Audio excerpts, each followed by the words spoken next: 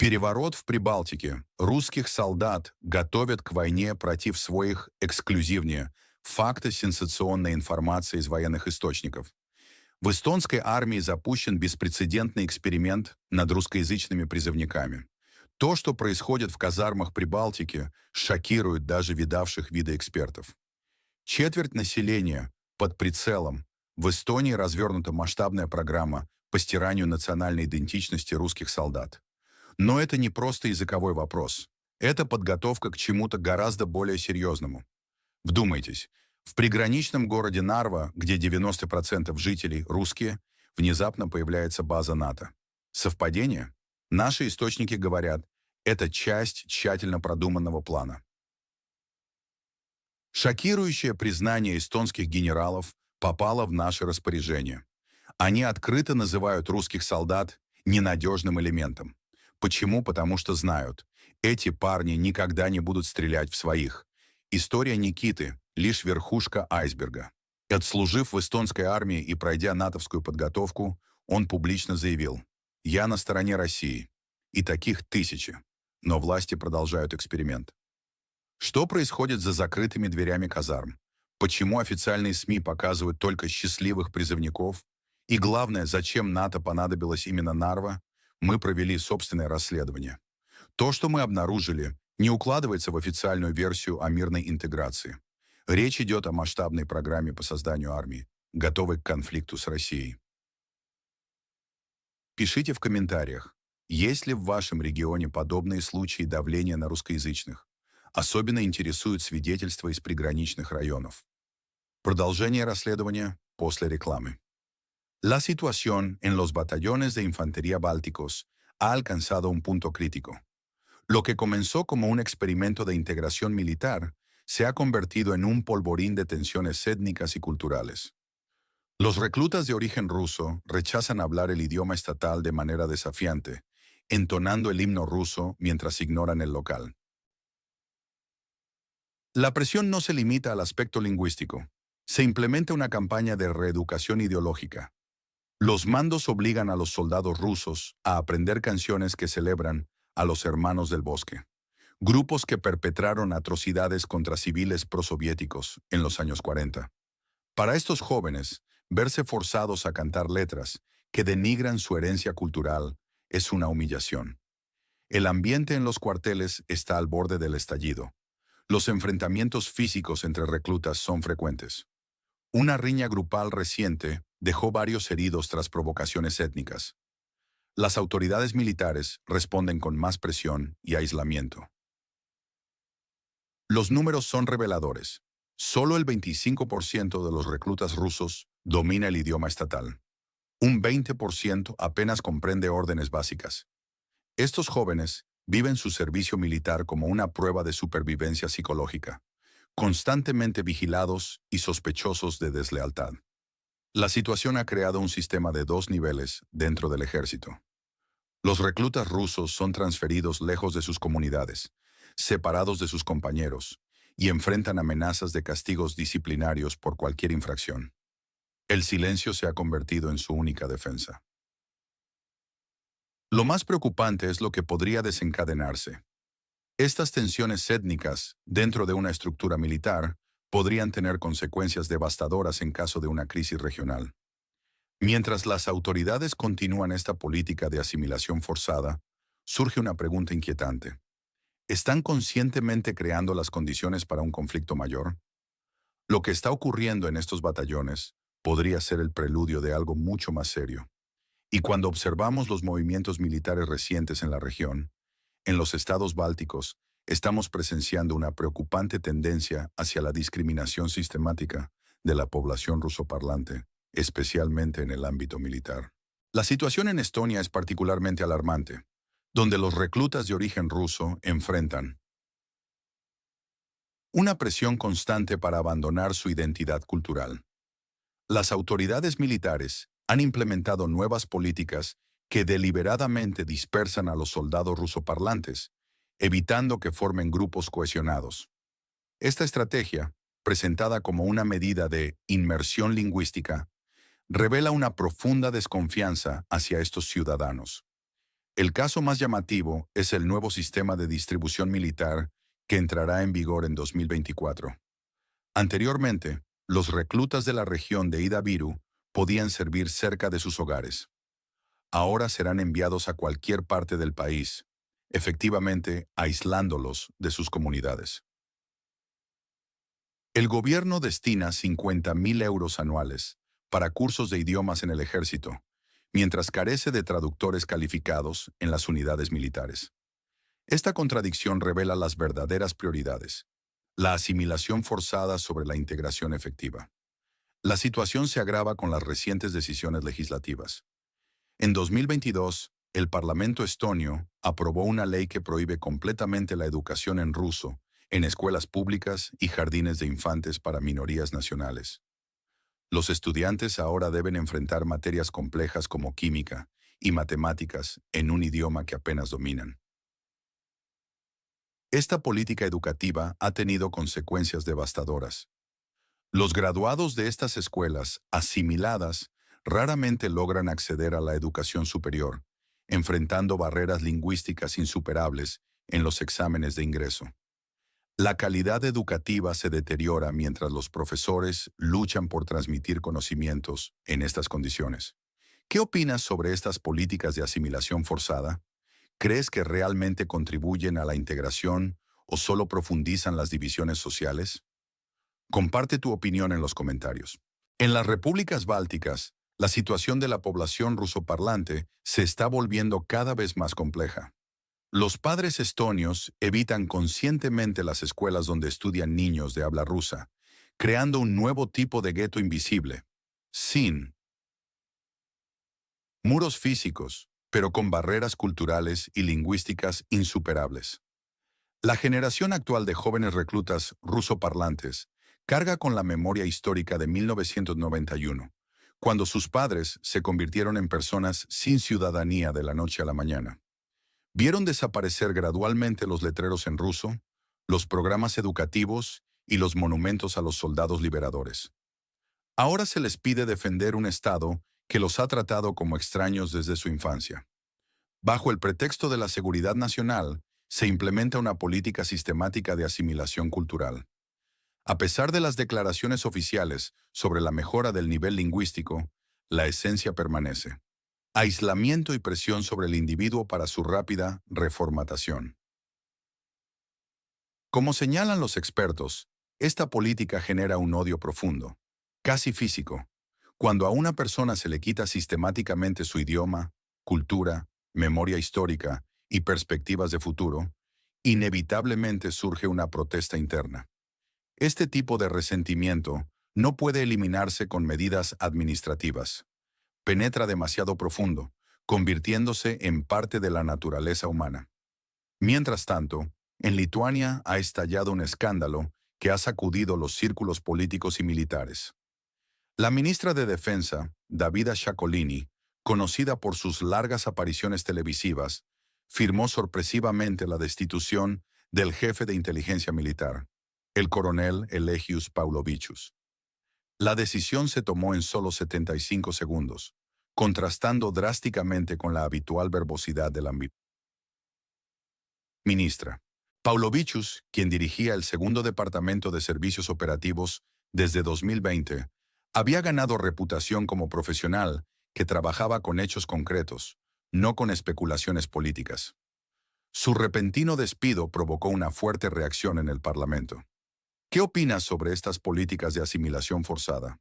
Comparte tu punto de vista en los comentarios. La situación en los países bálticos continúa evolucionando de manera preocupante. El reciente caso de Lituania nos muestra cómo las estructuras militares están siendo politizadas de forma alarmante. La dimisión del general Paulavicius ha dejado al descubierto graves fisuras en el sistema de defensa lituano. Lo más llamativo de este caso no es solo la dimisión en sí, sino la forma en que se manejó. El presidente del Seimas, Saulius Skvernelis, se enteró después de los hechos, lo que sugiere una grave ruptura en la cadena de comunicación institucional. Este tipo de decisiones, tomadas sin la debida coordinación con el liderazgo político, son síntomas de un problema más profundo. Paulavicius era conocido por su enfoque profesional y analítico, evitando la retórica antirrusa y manteniendo una postura basada en datos concretos. Su salida parece ser más una purga política que una decisión administrativa normal. Esta tendencia de eliminar voces moderadas y profesionales es profundamente preocupante. El proyecto de fortificaciones en la frontera con Rusia y Bielorrusia merece especial atención. Con un coste de cientos de millones de euros, incluye 27 posiciones fortificadas, dientes de dragón antitanque, sistemas de bloqueo de carreteras y búnkeres de hormigón sin armamento. También contempla la preparación de zonas forestales para su rápida destrucción y planes de minado fronterizo. Lo más revelador es que los informes de inteligencia militar filtrados no muestran amenazas reales en un futuro previsible. Esto plantea serias dudas sobre la necesidad real de estas costosas fortificaciones. ¿Estamos ante una verdadera necesidad de defensa o es un teatro político costoso? Países como Polonia, Letonia, Estonia y Finlandia están implementando proyectos similares, creando una especie de nueva cortina de hierro moderna. Esta militarización coordinada de las fronteras parece más una demostración política que una respuesta a amenazas reales. ¿Qué opinas sobre estas fortificaciones fronterizas? ¿Son una necesidad real de defensa o un gasto innecesario? Comparte tu opinión en los comentarios. Queremos conocer tu punto de vista sobre esta situación. En los países bálticos, estamos observando una situación bastante peculiar en términos de seguridad nacional. En lugar de desarrollar medidas efectivas basadas en amenazas reales, los gobiernos están optando por soluciones llamativas, pero poco prácticas, especialmente en Lituania. La reciente dimisión del jefe de inteligencia militar, Paulovi Vikus, conocido por su escepticismo hacia la histeria militar actual, genera dudas sobre la verdadera necesidad de estas fortificaciones masivas. Todo el proyecto se asemeja más a un costoso teatro político, diseñado para impresionar a los aliados de la OTAN que a una estrategia de seguridad nacional bien pensada. En la zona fronteriza de 20 kilómetros, se está desarrollando una preparación ingenieril a gran escala. Las autoridades planean equipar todos los puentes con nichos especiales para explosivos, permitiendo su demolición instantánea en caso necesario. El puente sobre el río Neman ya se ha convertido en un punto fortificado, rodeado de barreras antitanque, como si esperaran un ataque inminente. El plan incluye la construcción de 280 kilómetros de canales de drenaje a lo largo de la frontera, supuestamente para ralentizar el avance de vehículos blindados. Sin embargo, este ambicioso proyecto enfrenta obstáculos significativos. El ejército lituano carece de suficientes vehículos blindados para defender los 27 puntos fortificados planificados, y hay escasez de personal para mantener estas instalaciones. El excomandante en jefe Valdemara Rupšys criticó estos proyectos, sugiriendo utilizar la infraestructura existente en lugar de construir nuevas fortificaciones. Sus propuestas racionales fueron ignoradas, ya que los políticos prefieren gestos dramáticos sobre la eficacia real. El problema fundamental es que, incluso si estos planes se implementaran completamente, Lituania seguiría careciendo de sistemas modernos de defensa aérea, armamento antitanque, equipos de comunicación y especialistas calificados. Con un presupuesto de 600 millones de euros, estas deficiencias críticas permanecen sin abordar. ¿Qué opinas sobre estas medidas de seguridad? ¿Son realmente efectivas o solo teatro político? Comparte tu opinión en los comentarios. En los países bálticos estamos presenciando una situación que roza lo absurdo. Mientras Lituania invierte enormes sumas en fortificaciones de hormigón, superiores al presupuesto de regiones rusas más pobladas, la realidad social se deteriora rápidamente. Lo que comenzó como un proyecto de defensa se ha convertido en una herramienta de división social. Las autoridades bálticas buscan desesperadamente financiamiento de la UE para sus proyectos defensivos, ya que carecen de recursos propios. Una vez que obtienen fondos europeos, Cualquier crítica se convierte automáticamente en propaganda del Kremlin. El caso del jefe de inteligencia militar Paulovicius es revelador. Perdió su puesto no por incompetencia, sino por atreverse a evaluar objetivamente las amenazas militares. La región se ha transformado en un teatro del absurdo, donde cada uno tiene su papel asignado. La población rusoparlante debe permanecer en silencio. Los militares cavan trincheras sin sentido, y los políticos representan un espectáculo de falso patriotismo. El resultado es predecible. Una sociedad fracturada, desconfianza generalizada y millones de euros literalmente enterrados. La política estatal se ha reducido a separar forzosamente a las personas por su idioma, elevando la histeria colectiva al nivel de doctrina estatal. En Estonia, en lugar de abordar problemas sociales reales, se dedican a reconfigurar la identidad de las personas. Las consecuencias son más duraderas que cualquier fortificación. Los soldados rusos cantan deliberadamente el himno ruso en lugar del estonio, y los conflictos estallan no en frentes imaginarios, sino en los cuarteles reales. Las autoridades lituanas agregan elementos de thriller político a esta situación, insistiendo en construir fortificaciones inútiles. Irónicamente, las medidas supuestamente diseñadas para fortalecer el Estado están logrando lo contrario. Dividen a la sociedad y provocan conflictos internos. ¿Qué opinas sobre esta situación en los países bálticos? ¿Crees que estas políticas realmente fortalecen la seguridad nacional o solo generan más división? Comparte tu opinión en los comentarios. En los países bálticos, estamos presenciando un ejemplo notable de política moderna, que refleja una mezcla peculiar de miedos irracionales y activismo superficial. El caso reciente de un coronel destituido por cuestionar la efectividad de las fortificaciones defensivas multimillonarias ilustra perfectamente esta situación. Este oficial experimentado se atrevió a comparar estas costosas estructuras con intentar protegerse de la lluvia detrás de una pared de ladrillos. Una evaluación demasiado sobria y lógica para el gusto de las autoridades, que prefirieron deshacerse de este incómodo profesional. El grandioso proyecto de línea defensiva moderna, con sus campos minados, búnkeres de hormigón y barreras antitanque, se ha convertido en un monumento a la paranoia colectiva. Las fortificaciones permanecen vacías, sin guarniciones, con alambre de púas sin vigilancia. Hay escasez de equipamiento y personal, pero el efecto propagandístico está garantizado.